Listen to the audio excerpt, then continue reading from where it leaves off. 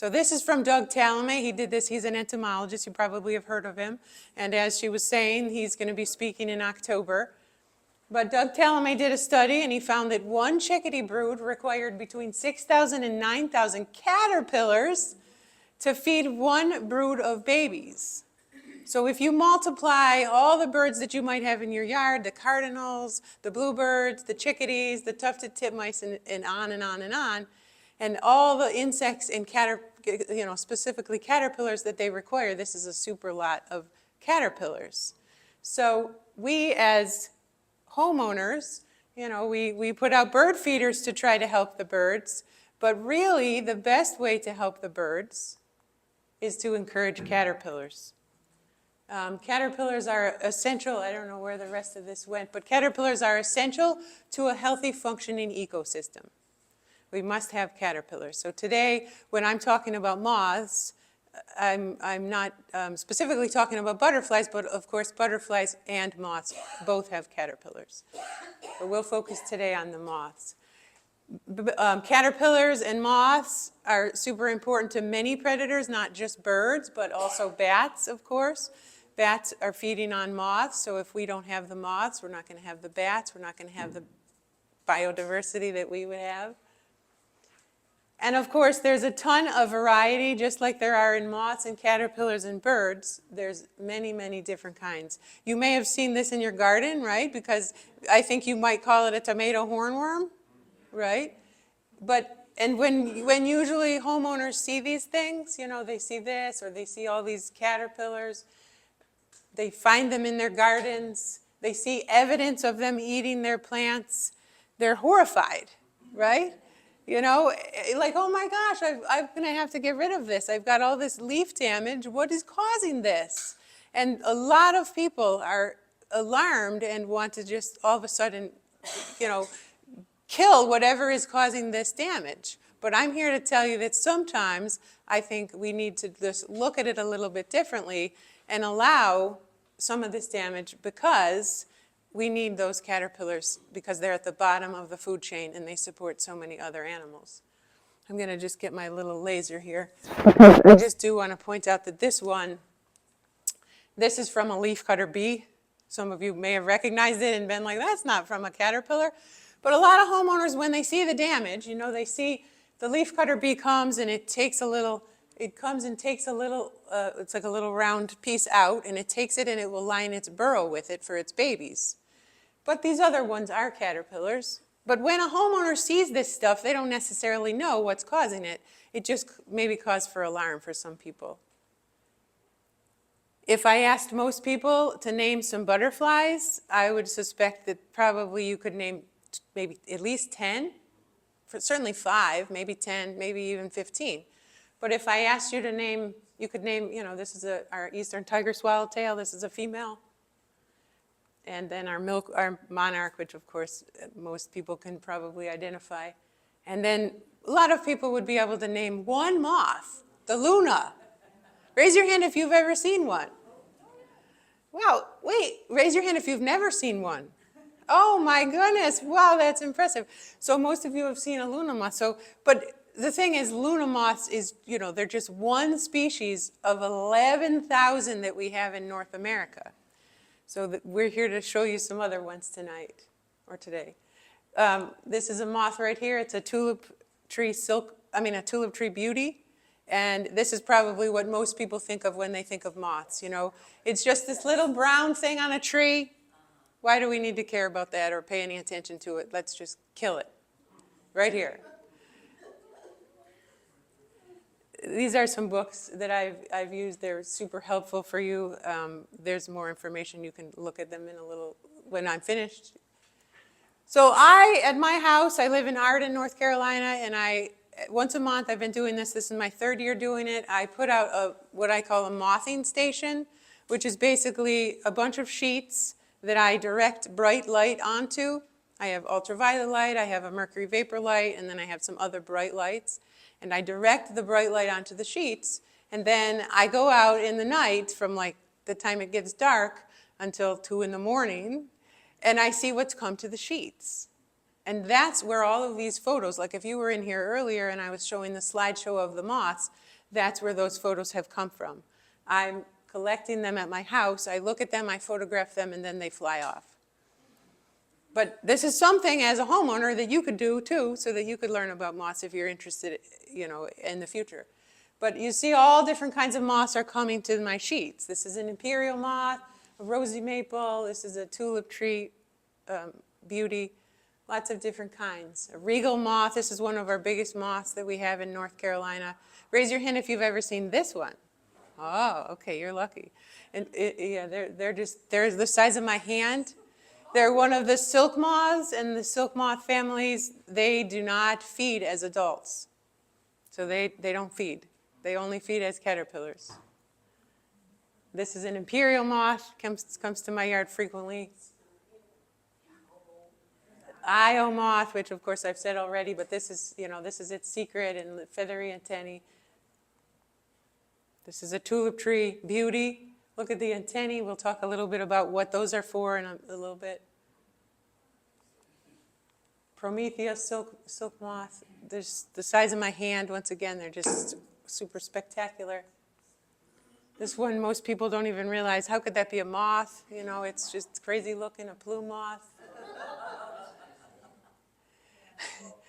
So there's 160,000 species of moths, and there's 17,500 species of butterflies, which is kind of crazy given that I just told you probably, right? You are all on this page that most people could name 10 butterflies, easy, but if they were asked to name 10 moths, probably they wouldn't be able to name 10, maybe one or two. But yet they are outnumbered in North America, in the world, they're outnumbered. For every one butterfly, there are almost 10 moths in the world. So for every one butterfly in the world, there are roughly 10 moths. But yet we know nothing pretty much about moths. There's tons of books about butterflies, how to garden for butterflies, how to identify butterflies. We just don't know very much about moths. It's coming around now. We have a book called Gardening for Moths by Jim McCormick, which I have here. You can check it out. But anyway, it's coming along. We're learning about moths a little more than we did, which is great because, as I said, they're the bottom of the food chain. We need to learn about them. In North America, butterflies are outnumbered by moths by 15 to 1. 15 to 1. So for every one butterfly in North America, there's 15 moths. And this is some of them, all of which, with the exception of this one, maybe in this one, all of the rest have come to my sheets, my mothing stations, and then I've been able to photograph them. This is a day-flying moth. We'll talk about that in a second. It looks like a what? What does it look like? A wasp. It's a wasp mimic. And we'll talk about that in a second. But yeah, this is one that's, when people see it, of course, they just think it's a wasp. And then this one I just was on a hike and I saw it. It's a chickweed geometer moth. But the rest of them came to my moth stations. Oh, and this one. This is a day-flying one that you've probably seen, right? Because it comes to your flowers in the daytime. It's called the hummingbird clearwing moth. And I'm sure a lot of people have seen it and they thought, oh my gosh, it's like the tiniest hummingbird I've ever seen, right? But it's not a hummingbird, it's a moth. Yes. Would you kindly raise the mic towards your mouth? Maybe that would be better. Thank you. It's just so tall. Yeah, I don't know how to do all this technical stuff. It's not my forte. But thankfully I have people around who can help me. Yeah. Maybe. Sharon, are you talking about one species of butterfly to 15 species of moths, or you're talking about sheer numbers when I finish? No, I'm talking about, that's the best it can go. I'm talking about species. So there's 160,000 species of moths versus 17,500 species of butterflies. Yes. So in North America, there's 11,000 different moths. 11,000. So sometimes at my house, and I'll talk a little bit about this, but I invite the public to come to my house. I'll talk about this at the very end of my program, and join me at these mothing stations that I have. And then we go out and look at these moths that come. Like last week when I did it, I had 15 or whatever, I don't know, 12 people, and we saw 62 species of moths. 62 species. And a lot of the people who came to my house were like, every single one they saw, they wanted me to identify it. You know? And I'm like, oh, shoot, I mean, I do know a lot, but 11,000 is way more than I can memorize. So I have some ways that I look them up, which I can share with you at the end. But this is another interesting thing that most people have no idea about. Butterflies evolved from moths 95 million years ago. And they came alongside of the plants. So the flowering plants that we have today, there are many, many, many relationships between the moth and the butterfly and the plant. And they come together. Like you probably know that monarchs, of course, feed on milkweed. And that's their only food plant. Well, that is true across the board for many, many, many different kinds of moths, which we'll talk about. So Lepidoptera, which is the word it's the order for butterflies and moths, means scale wing. So whether it's a butterfly wing, this is a tiger swallowtail, or an imperial moth wing, is irrelevant. They're both covered with thousands of scales. Thousands of scales that overlap, like shingles on a roof. So this is what it looks like under a microscope. They're just, it's just thousands of them. And if you've ever touched a butterfly or a moth, and then when you were finished, you had this little powder on your finger, and you were like, I wonder what that is. Well, it's the scales from the butterfly or the moth that you just touched. So those scales are there for numerous reasons. One, the scales make them waterproof. So when it's raining, they don't have a raincoat, they have their scales. If they get caught in a spider's web, the scales are easily detachable, so maybe they'll be able to get out of the web. If they're a moth, the scales become super important because they basically make the butterfly or the moth. This is some that have lost their scales. So these are two moths, and you can see that they've lost a ton of their scales. And this is a moth too. This is an imperial moth, which is the one I just showed you in a couple slides ago. It's lost a ton of its scales. And the reason this is a problem is because those scales act like, for many moths, like an invisibility cloak. An invisibility cloak. And the reason I say that is because when a bat is sending out its sonar and it's bouncing off of stuff, if it comes to a moth, like this dot line moth, and it bounces off of this moth, 85% of that sound is going to be absorbed by all that hair and fur and scales. And so basically that moth will be invisible or less visible to the bat who's trying to eat it. So if it loses its scales, like in the case of these, which it does because this is just normal wear and tear on a butterfly or a moth, it's at a little bit of a disadvantage from predators, especially for moths. So their bodies are covered with all these scales. And the hairs are just modified scales. They're just, lots of moths are super, super hairy, and it's just a modified scale. So it's the same thing, only it looks different. Yes? And they grow them back at the... They don't grow them back. So, and most moths and butterflies do not live very long, so it doesn't usually, if they live 2 years, then the fact that they've lost a lot of their scales would come up, but they usually only live a few weeks, so it doesn't come up. I mean, they're at a disadvantage. So all Lepidoptera, whether it's a butterfly or a moth, goes through complete metamorphosis. This is not a moth, but this is the best I had for photos. This is a red-spotted purple butterfly that's eclosing from its chrysalis. And when they first come out of their chrysalis, or their cocoon, if it's a moth, they have to sew their proboscis together. Their proboscis is their tongue, which they use to get nectar from flowers if that's what they're doing. And when they first come out of their chrysalis or their cocoon, their proboscis is in 2 pieces. And then they have to zip it together. So if you've ever watched one come out, whether it was a monarch or something else, you may have noticed that it does this crazy thing where it just keeps unwinding its proboscis over and over. And that's because it's sewing, like putting it together. It's making it be 1 piece instead of 2. Has anyone ever seen it? Okay. Okay, so somebody has. But the stages of a complete metamorphosis is an egg, larva, pupa, and adult. So, of course, as you can expect, when we have 160,000 species of moths or 7,000 species of butterflies, there's a ton of variety. The moth or the butterfly might lay its egg singly like this monarch, or it might lay it like this pipevine swallowtail in bunches, or like this. This is a gypsy moth with this little spongy section. So obviously, depending on the species of butterfly or moth, it may lay one egg, it may lay a whole bunch of eggs. But either way, it starts its life as an egg. And then it becomes a caterpillar.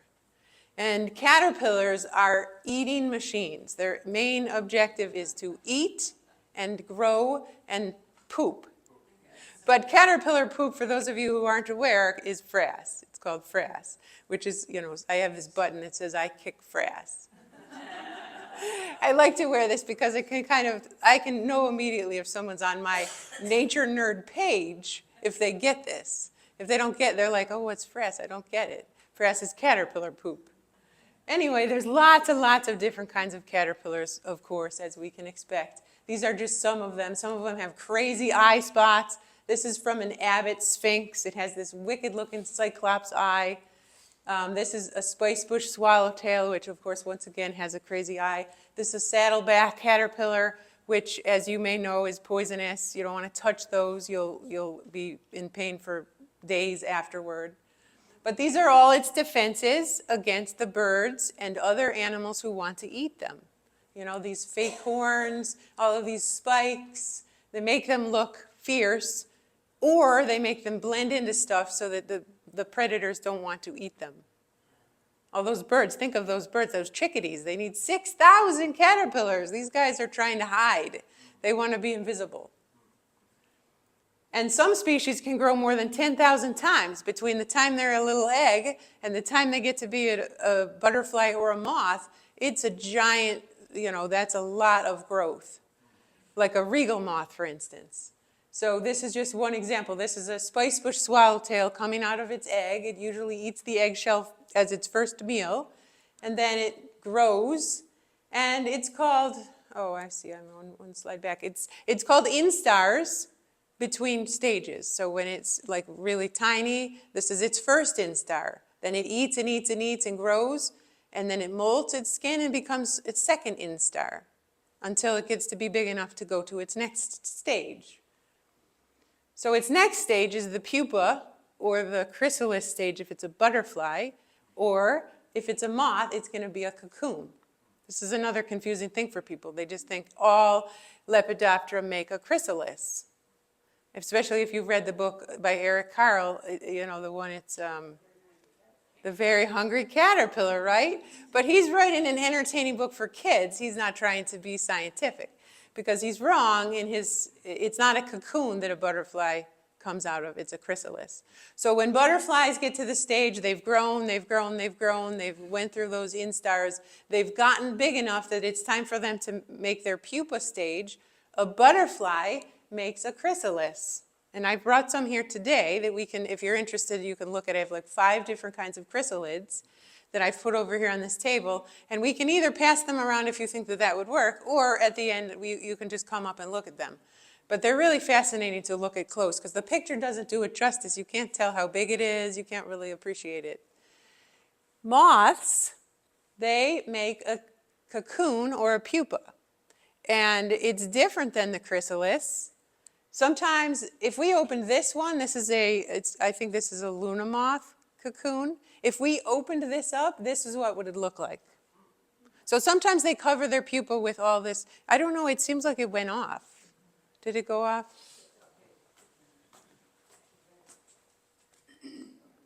Because I can see she But I have someone who requested me to use it because they can't hear otherwise. Okay, thanks. I could feel that it went off. Or just whatever. Anyway, if we opened this up, we would find this. This is what it would look like. This is a pupa from an imperial moth. So some moths, this stage, the third stage, it looks just like this. And then sometimes they put silk or they'll use plants like plant material, fibers, and they'll wrap it so that it's camouflaged from predators. So it just depends on the species whether or not they do that. But it's different than the butterfly one. And a lot of moths overwinter, well, and some butterflies too, they overwinter in the pupa stage. So this is super important for homeowners because if you rake up all of your leaves in the fall and then you take them away, or worse, you cut them up into millions of tiny pieces, you are cutting up thousands of insects, including fireflies and moths who require those leaves as part of their life cycle. They require them because they overwinter there. So they will make their chrysalis, I don't know, it just keeps going off, so I'm not sure what to say about it. Do you want to move forward so that you're in the front row?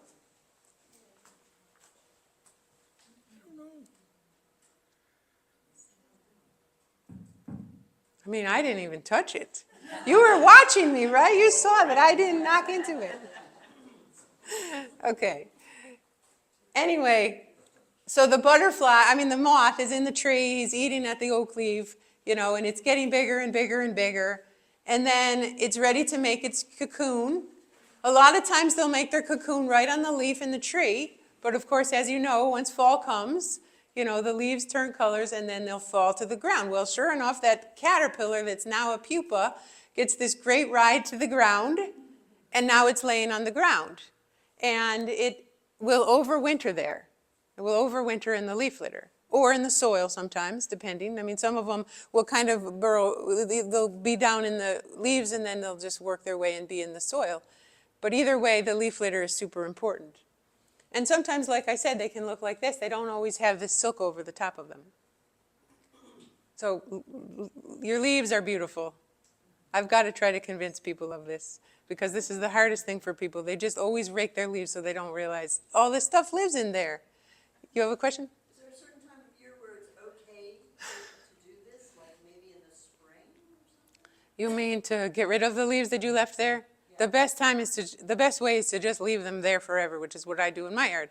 Obviously, this isn't always practical. Some people can't do this for various reasons. Maybe they live in an HOA and it's just not a possibility. So what I tell those people is that if you could rake up your leaves and then go put them over here in this wild area, over around this tree or these trees or over in the side of your property, and just leave them there alone, that's the best practice. Because you don't know when those firefly larvae are going to be done, or you don't know when the Luna moth is going to emerge as an adult. You have no idea. So if you leave them there, but then as soon as like March comes around and you're ready to be gardening and you get rid of them, you'll kill some. Yeah. So in our birds, like our brown thrasher and our rufous-sided towhee, you've seen these birds. They jump around in the leaves and they're looking for these insects that are down in the leaves. So the leaves are super important. I always try to impress upon people this because we are just in this society where we've, for many, many years, have just raked our leaves because it's just what we do, right? Raise your hand if you've raked your leaves at some point, right? I mean, everyone, of course. I used to get paid 10 cents to rake my lawn when I was a kid. Nowadays, you could have the day off and you could go do something fun because it's much better for the environment to just leave the leaves where they fell. Oh, you know what? I don't know why, but all my text is just gone. It's like half of my text is there. But anyway, it's okay. Sexual dimorphism, which is the difference that's a visual difference that you can tell between a male and a female, which is, you see that in birds. A male bluebird is different than a female bluebird or a cardinal, etc. So it's true also in moths. It can be a size difference like this. These are spiny oakworm moths. This is the female. She is bigger than the male. This is the one that we saw a little bit earlier, the tulip tree silk moth. And this is the male, and this is the female. The male has super, super feathery antennae. And the female hers are feathery, but just not as feathery as the male. And the reason for that is because they smell with their antennae. And the female, she puts out it's called a pheromone, which is basically an insect perfume. She puts this out so that the male can find her, because this is different than butterflies. Butterflies find each other because they can see the beautiful colors. It's daylight, they can see them, so they find each other by sight. But moths, of course, are active in the dark, and they need something else, so they use these pheromones. So the males have much more feathery antennae than the females. The record for the distance that a male could find a female is 23 miles. Yeah, 23 miles. And then the saddest part of that story is that the poor guy, he went 23 miles and he thought he was going to have a woman there, ready. A moth female. And when he got there, was a scientist. Testing how far he could find her. So that was terrible. But that is how they learned it. 23 miles. So especially those big silk moths that I showed you that were as big as my hand, they have an amazing sense of smell, and they can find each other in the dark with their perfume that they've put out for long distances. Sometimes the coloration is different. These are imperial moths that I've gotten in my yard. These two are female. They just have less of this purplish color than the males. But they're all cool, I think. Oh, we saw the antennae. Oh, gosh. So I work on a Mac, and when I put it onto the PowerPoint, I see now sometimes things don't go quite as smoothly as they should, right? But it's okay, we can still go. So there are some differences between moths and butterflies, but for a lot of them, there are exceptions. So it's not a black and white thing. Most moths are active at night, but as we saw with the hummingbird moth and all of those ones that look like the wasp, those are exceptions. Moths have a different kind of eye, as you might expect. It doesn't look different when you see it, but if you were to look at it under the microscope, you would notice that there was a lot of space between all of the little cells in there. They're called superposition eyes, which just means that they can see better at night. It's for them to be able to collect a lot of light, so even when it's pitch dark, they're able to see a little bit. Moths usually hold their wings open, whereas butterflies are going to hold them closed. Moths usually have hairier, thicker bodies. And this is one a lot of people don't realize. Moths are good pollinators. Moths are good pollinators. People don't think this because we're not seeing them, and we're just not knowing that there's some flowers that bloom at night. And they only bloom at night. And they bloom at night so these moths will be able to come and they have a relationship because they've grown together. They've evolved together. Moth antennae are very different. They usually are feathery or filamentous, whereas a butterfly antennae has just got a little knob at the end. And then we said this one already, moths make a cocoon. And moth wings are hooked together with a frenulum, which is, it's not really that important for you, only to know that they fly differently, the moths and the butterflies. And then moths use pheromones to find each other. So moths, as I said, they smell with their feathery antennae. This is one of my favorite moths. It's the cutest one. It's called the rosy maple. It's like this big. It's the smallish one. It's the smallest one of the silk moths. And it's so cute, right? How can you not like moths if you see this? I feel like this is the ambassador for moths. Because I could show someone who hates moths this picture, and I can't believe they could say anything but, wow, that's so cute. So here's some other ones. This is a beautiful one called the scarlet painted lichen moth and an azalea sphinx, which I got both of these last week when I did my mothing sheets. But they hear. They're capable of hearing. They have a hearing organ on the base of their leg by their thorax, and they can hear. Some of them make sounds. Some of the moths make sounds, which is fascinating to a lot of people. We don't hear them because they're inaudible to us. It's not in our wavelength. And of course, moths have a dazzling array of different defensive adaptations that they use to avoid being eaten. They have false eyes, bright colors, perfect camouflage, long tails, lots of different things. They mimic bird poop. They mimic wasps, sticks, leaves, all kinds of things. So they're well adapted to their environments. This is called the blinded sphinx. And once again, this is like the Io moth in that it has a secret. It's holding a secret under its four wings.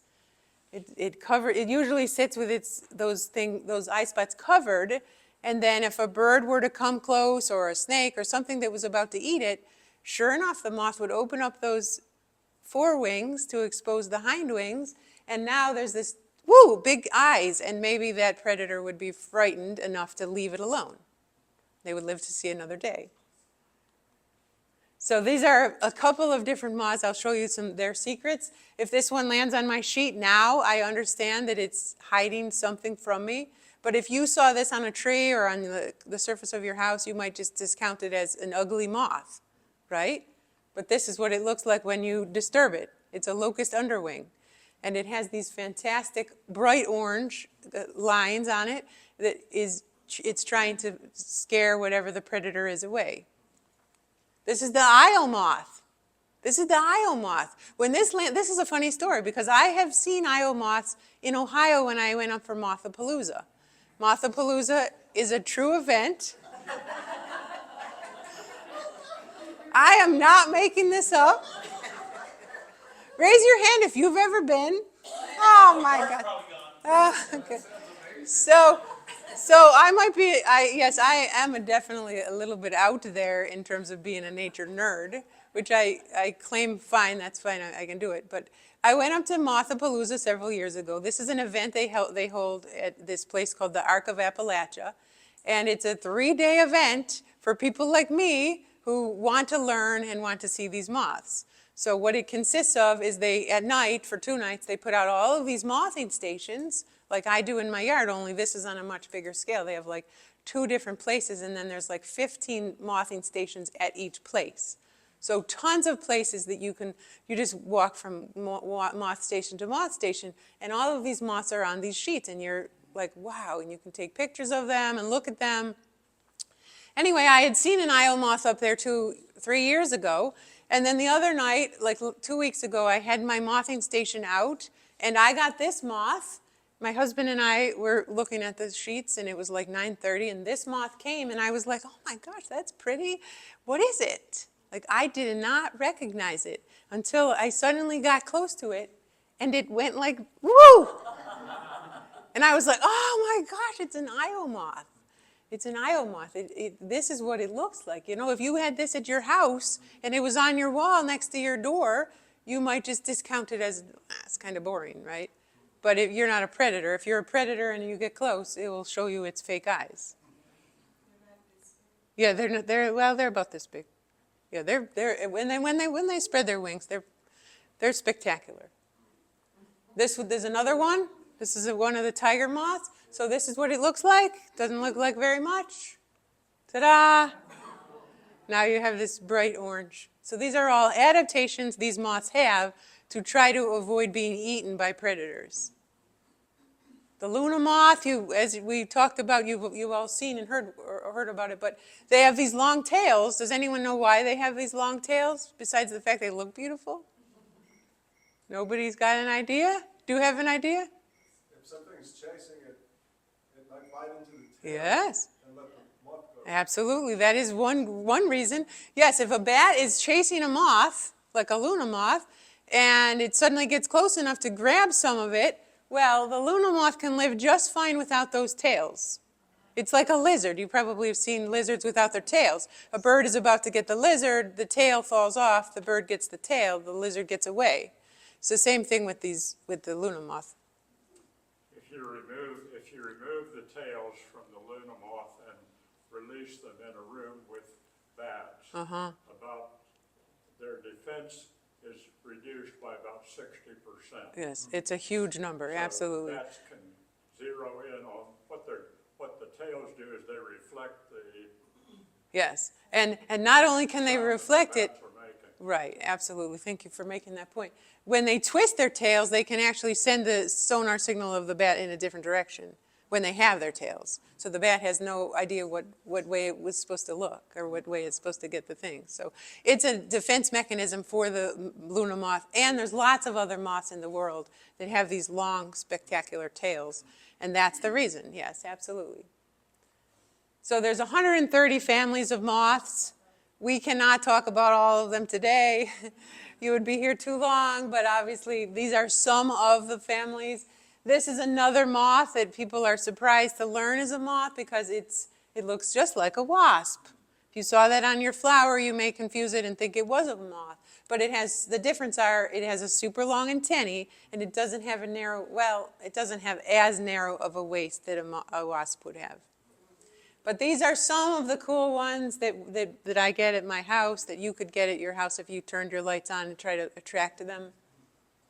The Sphinx moths, we'll talk a little bit about those because I like them. They're just they're really, really powerful flyers. They have a long proboscis, which they use, of course, to get drinks in the flowers. And they're super streamlined. And a lot of them have secrets underneath their forewings, like the blinded sphinx. The azalea sphinx doesn't. It's just a pretty moth. It doesn't have secrets. This is in this group, the sphinx moths, but this is, of course, a day-flying one, the hummingbird one.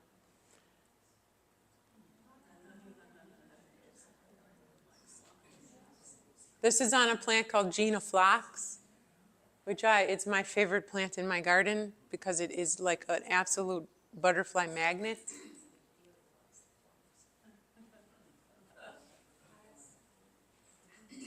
So lots of different, the sphinxes look similar in that they're super, super streamlined.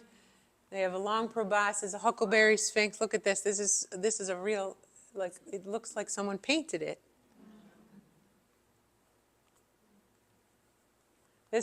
So has anyone ever heard of Tina James' Magic Evening Primrose? Oh, good. Welcome. I didn't know you were there. Yes, this is a fantastic flower that opens at night, like the sun sets, and then this flower opens, and it opens in a matter of 10 seconds. I'm going to do that again because I hope I can with this thing. Because I want you to look at its proboscis. It's so long. And it needs to be long because the nectary on this flower goes from here all the way to here. So it's like probably, 6 or 8 inches. And, what else is going to be able to, nothing else is going to have a tongue that's that long. Of course, bees are certainly not going to. And there's nothing really else except these sphinx moths who have this long proboscis. So you'll be able to see it when it pulls out to go to the next flower. But this is Tina James' Magic Evening Primrose. It opens at night. Watch this. And this is a pawpaw sphinx. So look at the proboscis. And now it'll go to the next one. Does it retract? Yes, it can curl it up. It curls it up right here and makes it disappear. You won't be able to see it. So at my house, the Tina James Magic Evening Primrose are blooming right now. My group that I had that came to watch Moths with me last week, we were lucky enough because the Tina James Magic Evening Primrose is nature's fireworks, and we all got to see that. And then once that opens, all the moths come. So this sphinx and other sphinxes will come and they'll drink nectar. And then, this is the cool thing, this moth, this is a primrose moth. It's not a sphinx, but it will come because Tina James Magic Evening Primrose, or just Evening Primrose, is the host plant for this moth. So now this moth will come and it will lay its eggs on my plant, my primrose, and then it will grow, into caterpillars that then become moths. So now instead of the moth just coming to my yard to get nectar, I'm encouraging it to stay and be able to live there by planting the host plants. So this is what it looks like. And this flower is cool because it opens at night. It just pops open. You can actually hear it sometimes. And then they all pop open until all of them are in bloom. And then by noon the next day, the flower is completely closed. And then it will fall off. And this moth will sleep in the flowers. I can go out there in the morning before the flower has closed, and I can find the moth. And then by noon, the flower is like closing. But the moth is still there, and it just sleeps in there. It's very cute, yes. Say the kind of primrose again. Well, it's an evening primrose. And it's called Tina James Magic Evening Primrose. And if you're interested in buying it, I can name two places for you. One is my friend Kim Bailey, who owns Milkweed Meadows Farm in Hendersonville. So if you write down Milkweed Meadows Farm, she sells it. And then the other place is called Woodwise Botanicals, and it's up in Mills River. And Greta, who owns that place, also sells this primrose. Is it a native? Say the second Yes, one again. yes, it's a native. It's a native. It's Tina James Magic Evening Primrose. It's on your, I'm sure it's on that piece of paper that I've given you, the resources. Where's the second place you could buy it? And the second place is Woods Wise Botanicals, which is in Mills River. Anyway, there are many flowers that open at night and close in the daytime. And those flowers, of course, are going to be visited by different kinds of moths. This is just one example. There are many of them. But then there's many sphinxes, so this is another one. This will be a day-flying sphinx. Tursa sphinx. Look at this thing. It looks like a helicopter, like a jet fighter. When I got this one, I was excited because I hadn't, lots of times I hadn't seen this before. I get it at my house. I'm like, wow, this is exciting, a new species. And now I want to tell you this story. All of these photos in here are mine, so this is why I don't have one for this, because I have not been, although I've been to Africa, I haven't been to Madagascar. Well, in 1862, Charles Darwin, you've heard of Charles Darwin. So Charles Darwin, in the mail, am I running over?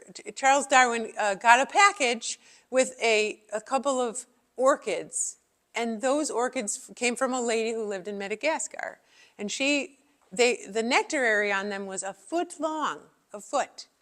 So they were orchids that had a nectarary of a foot long, and she was like, what should I, how does this get pollinated? What is the story on this? And Charles Darwin at the time theorized with a friend of his named Wallace. They said, well, gosh, there must be some kind of insect, maybe a moth, that has a 12-inch long proboscis. And people were like, are you kidding? That's the stupidest idea I've ever heard. They totally discounted his idea, and they said that was stupid. There was no way there could be an insect with a 12-inch long tongue. This is not, this is what they said. Well, 20 years later, sure enough, in Madagascar, they discovered a moth with a 12-inch long proboscis. And it's a sphinx moth. So,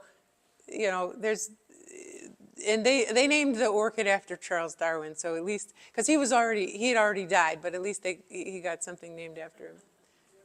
The clear-winged borers, these are the ones that I said that look like, they lots of times mimic wasps. They're out during the day. You might have seen them in your garden. This didn't look like a moth. When I took these pictures, I didn't know they were moths right away. I took the picture, then I identified it later, and I was like, oh, look, it's a moth. Now, of course, I've seen them, so I know. But most homeowners, if they saw one in their garden, would just think it was a wasp. This one, you'll see, this is on milkweed, but it's a squash vine borer. This is a moth, and you'll see it, and you'll be like, what the heck could that be? The tiger moths, there's 10,000 of these, and these are really cool because a lot of them have hidden flashes of color. Like this one. We actually saw this one, but these are LeConte's Haploa moths. This is one of my favorites. It's called, listen to this name.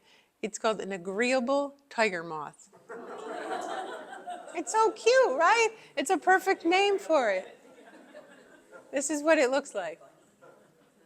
This is another really great one. It's a giant leopard moth, and this one I saw when I was up in Mothapalooza in Ohio. And the legs on this thing are iridescent blue. And then if you look at the body, look at this. But if you saw it sitting on your house here, you really wouldn't think much of it. But then if you looked closely, this is what you would see. So I think, you guys got a piece of paper, right? Okay, so we, these plants are all on your piece of paper. These are just some that I recommend, 10 host plants. And then There are many things that you can do as homeowners to encourage moths and other animals in your yard. Can you go back to that previous slide? Oh, sure. Yes, Leave it up for about 10 seconds. that's fine, sure. There's a lot of things homeowners can do. Those people are sitting at home. Right. There's a lot of things homeowners can do. One of them that people are surprised to hear is that you could turn your lights off at night. This is super important. I can't stress this enough. Because here's what happens. In my yard, I live in Arden and I have 17 acres. And both neighbors on both sides, even though they're far away from me, I can't really see them except in the winter when the leaves aren't on the trees. They're very bright lights that they have in their property, like a Duke Energy street light. It's very bright. And what happens is these moths that come to the lights and they just circle around, basically they end their life before they've ever had a chance to mate and if female lay eggs. Because now, remember I said, like for instance, those silk moths, they don't even eat as adults. Their main goal as adults is to have meet a mate and then lay eggs.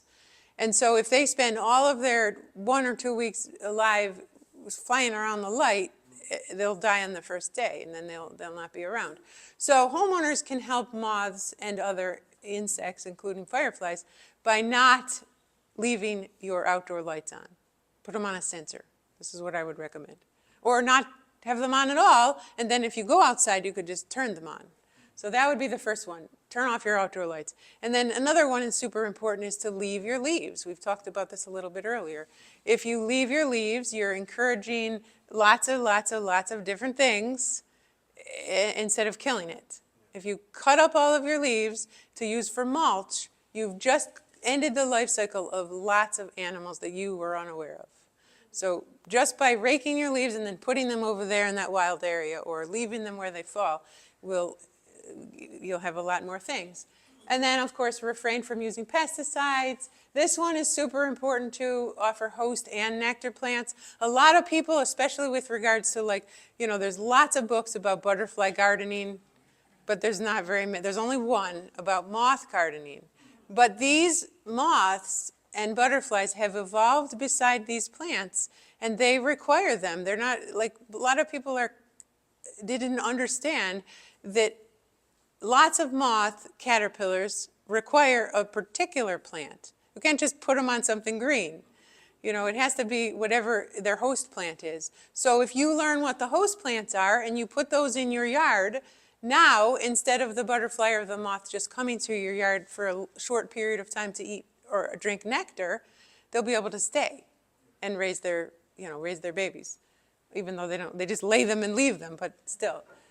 Leave some areas wild, and then of course planting native things is important because this is also something a lot of people don't understand. If your yard is filled with non-native things, you have tons of peonies and tons of roses, that's okay, but in addition you should put some native things because those things are like statues in the landscape. They offer not very much to wildlife.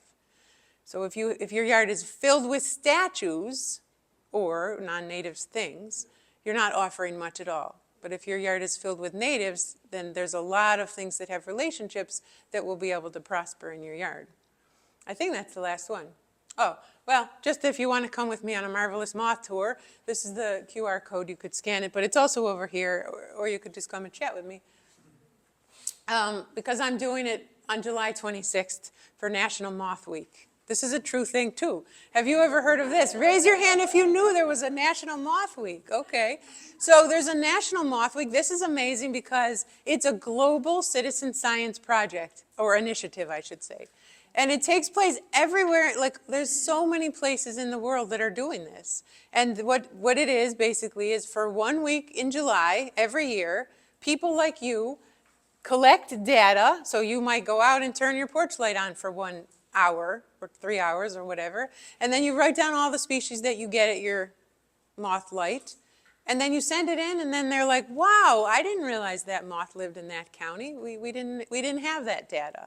So it's a way for them to be in more places than they could possibly ever be.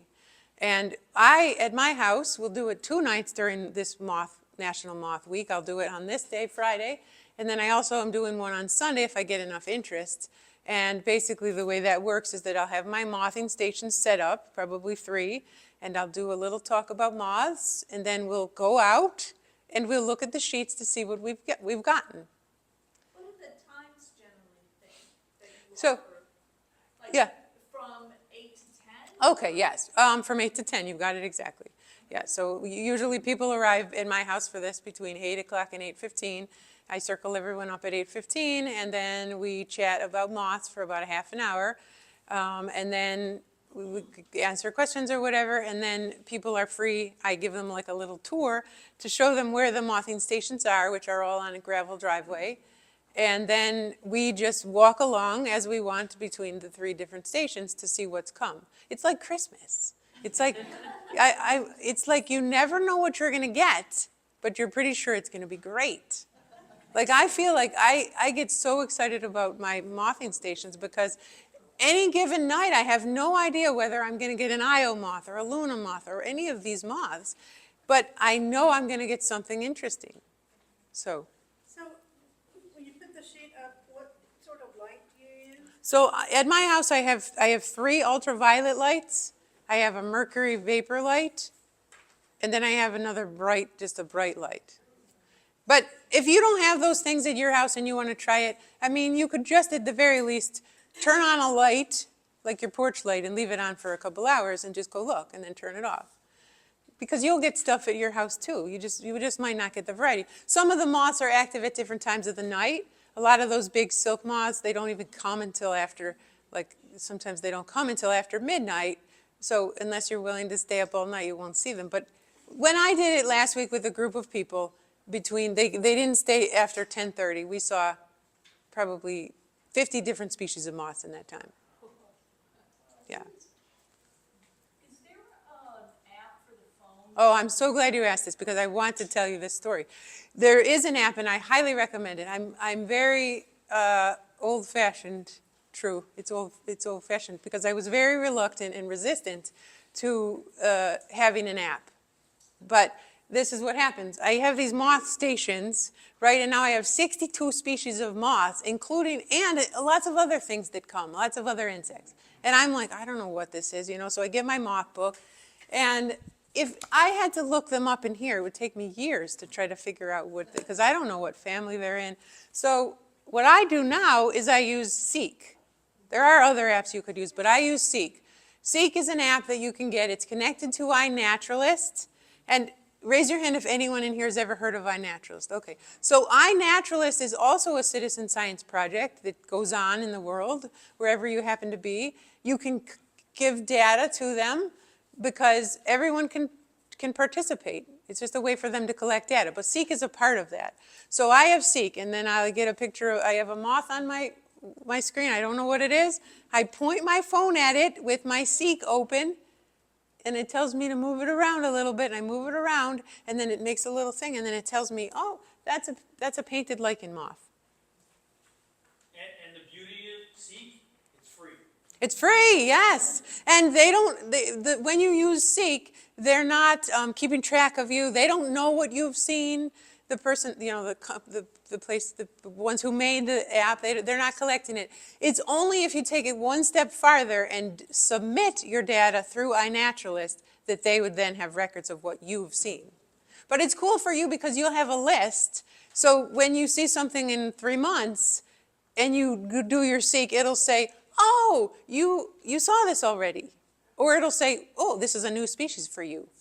So it's a way for you to have lists, whether it's moths or butterflies or beetles or anything else.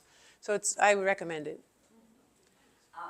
One comment about observing moths. Sure. If you use your picture window, if you have one in your living room or somewhere in your house, you can look at them from the outside, but you can look at them from the inside and see the underneath part. That's totally true. Right. And then I have a question. Okay. In terms of the species being 160,000 versus 17.5 for the butterflies, what's the actual population difference within a species? Yes. Because it sounds like there's a lot more moths, but are they as active Yes. It's, generations. so I don't know the numbers, I can't speak for the numbers, but I want to say, as a general term to answer the question, they're just as plentiful as butterflies. They're more plentiful than butterflies. So one more little quick story. In my yard, I have 17 acres at the bottom of a mountain. It's all forested. And I have trail cameras that I have out. And it's crazy to me because sometimes on my trail camera, like a coyote will walk by and then I'll see all these moths. There'll be hundreds, like dozens of moths flying in my trail camera, even in the winter. Even in the winter. This book right here, the one that I have, this is if you're interested in learning more about moths, I recommend this book. This book is fantastic. For every single moth that it shows you a picture of, it has this little thing over here, which is, you can't see it now because you're sitting and it's small, but it tells you when the moth is active. And some of the moths, when you flip through, you'll see that their time that they're active is like December or, March when it's cold at your house and you're like, whoa, that's crazy. But I've seen big bunches of them. So as far as the numbers go, I can't speak for it, but I would say they're just as, there's way more moths than there are butterflies. But I don't know the numbers. What is it about moths that makes them attracted to porch lights? Oh, this is, There weren't any porch lights 95 million years ago. right. What's up? So this is a great question. I always get it when I do a program about moths, and I always give the same answer, which is, I don't know. But even more importantly, neither do scientists. So they have some theories about it. They think maybe it has something to do with the moths kind of navigating by the moonlight and some other theories. But honestly, no scientist has proven, yes, this is why they do it. So we don't know. We don't know. So, for those who would like to go out during the day, where are these moths during the day? If I want to walk through my yard, Yeah. where would I find them? Yeah, so you'll be hard pressed to find any of these moths during the day. But places to look would be on the tree trunks. You'll sometimes find them. Sometimes they'll just be hanging in the vegetation, like the Luna moth. I mean, I've seen them just, right there next to the trail, just hanging like a leaf would hang. So I think it's very difficult to see the moths in the daytime. I saw cecropia once in the daytime because they were mating. Oh, that's, okay. They wanted the lights on, I guess. And that leads into my question. Why did I see so many silk moths? We had a big old mulberry tree on the property. Uh-huh. Was there some connection? To mulberry, I offhand, I don't know what the host plant of the cecropia is. I don't know the host plant of the cecropia. We could look it up. I know it's oak, and then there's a whole bunch of other things. But maybe one of them is mulberry. I can't say for sure unless I looked it up. For silk moths, yes, mulberry is. Oh, okay. Well, there you go. So I don't have mulberry in my yard. So, but anyway, yeah. If you have the host plants in your yard, the chances of you seeing these moths are much greater, of course. If you don't have the host plants, you have to have your neighbor or the local park next door to you have those host plants. So you can help them by just sometimes planting the host plants. Anybody else have questions? Yeah, so there were caterpillars on my blueberry bush. Uh-huh. Bushes, in the fall, one year, and I'm thinking, that's okay, right? And my spouse is freaking out and thinking it's gonna kill the bush. Right. So, So, what I would say to that is, like, as an example, my friend Kim, who owns Milkwood Meadows Farms, as I said, and she sells these plants, and a lot of them are the host plants for things, like say spice bush. So she's selling a spice bush, and it has, maybe it's a little spice bush, and it has 4 leaves on it. And in her yard, since it's a farm and there's tons of things, the spice bush female will come and lay an egg on her leaf.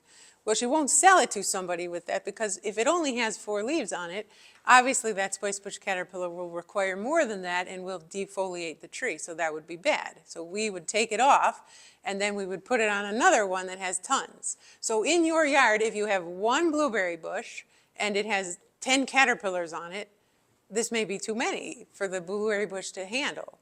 So, I would try to identify what the moth or the butterfly was, and then make a decision based on that. I mean, try the best you can to either rehome them on a different bush, if it's possible. It's not always possible, but. Yeah, I mean, a lot of these things, they just do damage in your yard and you're horrified, but, we just have to recognize as homeowners that we just have to accept a little bit of the damage to have the price of more birds, more bats, more all these other animals. So are you making a distinction between invasive species and non-invasive species? Yeah, so if it's an invasive species, I wouldn't be wanting it to be supported in my yard. Shown us. Oh, these are all native species. Yeah, except for the gypsy moth, which is an invasive species.